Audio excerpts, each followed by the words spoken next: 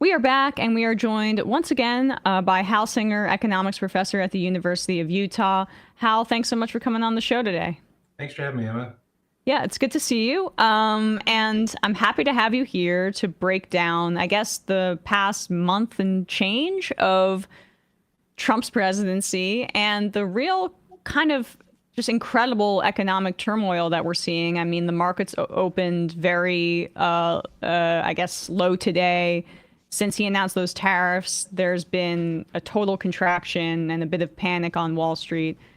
What do you make of the past 5 or 6 weeks and what is Trump's goal here? Yeah, let's talk. The goal is hard, but let's talk about the effects anyway. I mean, I think if there's one word to sum it up, I would say chaos. I think that we're just living in a time where it's impossible to know what the pathway is going to look like, not just for consumers, but for workers and for firms.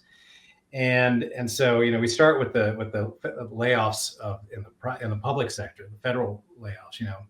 And it's not just the count of bodies that have been taken out; it's the anxiety among all the current federal employees who think that tomorrow could be their day. And then those are in the millions. Then when you add on top of that the millions more of federal contractors who think that they could be let go, it has a pernicious effect on the economy because everyone starts to save and stop spending. And that's kind of feeding into this downward spiral. The Atlanta Fed is projecting a contraction now in the first quarter of 2025. So it's pretty grim looks. And then you add on top the tariff war that's coming. It's like it's one shock to the system after the next. And it's kind of scary. When you say the shock, I mean, this just kind of motivates me to look into their reasoning. I mean, that's like I think the federal workforce part, it's clear that this is the privatization presidency, right? Where they don't want the most of the media, I think, focuses on the authoritarian nature of this, where when Trump removes these federal workers, it consolidates his power and he can more adequately implement unitary executive theory, right? And that's a piece of it. But the other piece that needs to be discussed more is like, if these federal workers are not working for the public sector, well, they have to go into the private sector, and that's fundamentally what they believe in.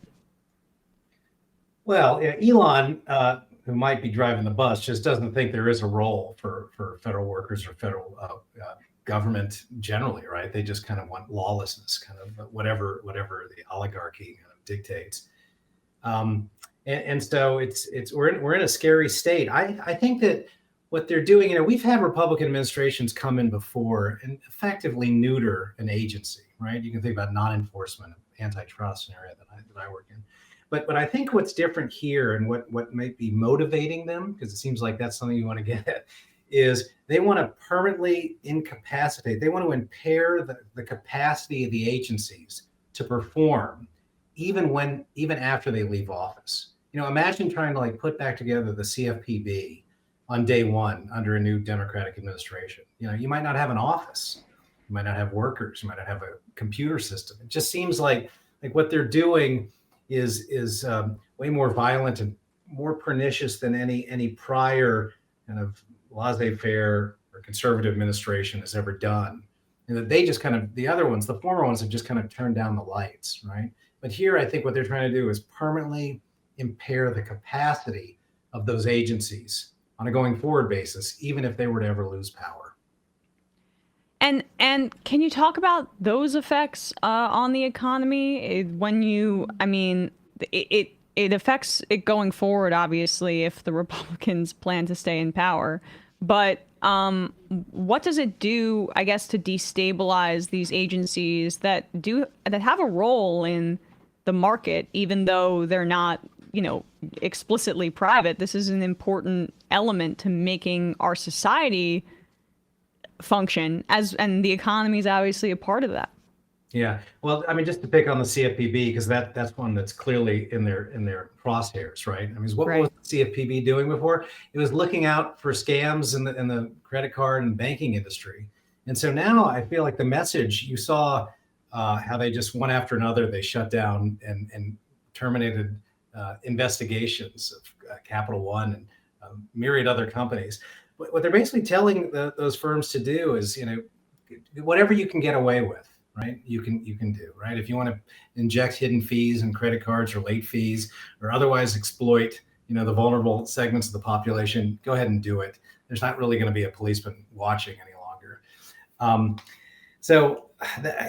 That's where I think what they're trying to do is basically create a world in which, the powerful can basically just do whatever they want and get away with whatever they want. And so I guess the tariffs piece is something that we can turn to here. Trump, more chaos. I mean, this is so basically since this week started, Trump announced 25% tariffs on Mexico and Canada, and additional 10% tariffs on top of the 10% that he already issued on China. Now, he's walking a lot of these back at the very least. He's already walked back after meeting with the big three, the auto tariffs, although it's still going to have an effect on the economy just because he made this announcement. And it seems like they're also in talks with Canada right now over potash, which is a really important material export from Canada that our farmers need because it's in agricultural fertilizer.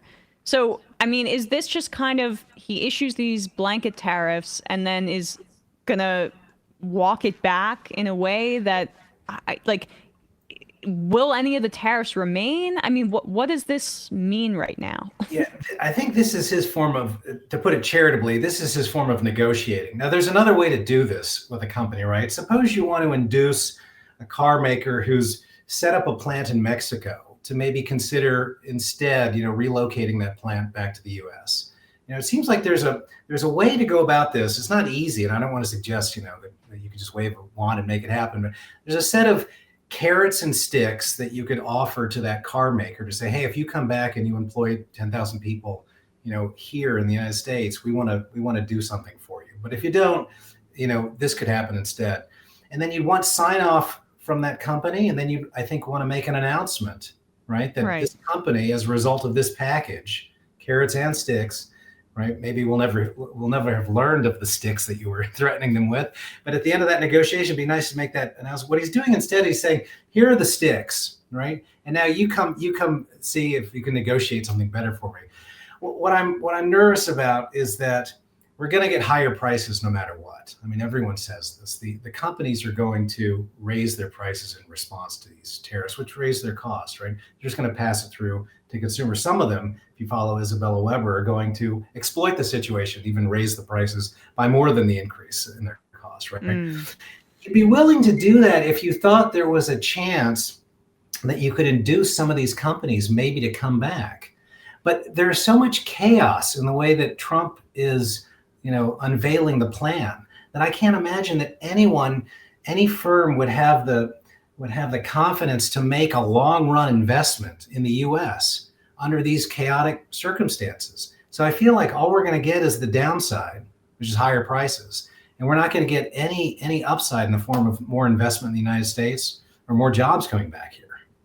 I mean, I think that you pointing out the fact that tariffs can have some sort of utility when they are thought out and when it's about a specific industry or sector, like say we want to boost the, domestic manufacturing of X product, it would make sense to put tariffs on a Chinese product that would be imported here so that we can gain some sort of competitive advantage. And this is how this has been done. But it's in concert also with the companies that are affected, as you say, because it's not, Trump is seeing it as a way to a negotiating tactic, as you say, completely misleadingly so, but also as a way to generate revenue, as opposed to what the most effective use of tariffs is, which is kind of what we're talking about here, making it very targeted to help an industry get an advantage domestically.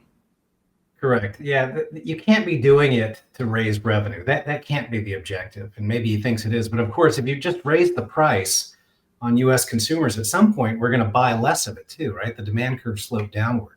So I would hope that some economists could talk some sense into that we're not doing this to generate revenues or to pay down the deficit, right? What we're doing it for, if at all, is to create a set of conditions under which it makes more sense for a firm to locate its plants here and to employ workers in the United States. That's the upside, right? But I just feel like the way that he's doing it is just horrible. The only thing that, if I give him credit for, is that Democrats just do not seem to be able to articulate a response to the tariffs, and where they tend to want to go because of their sadly, their neoliberal instincts is to talk about higher prices. That's all they can talk about. Right, on the consumption side. The message really misses out on what we should be talking about, which is how do we protect workers? How are we going to get jobs? How are we going to raise wages?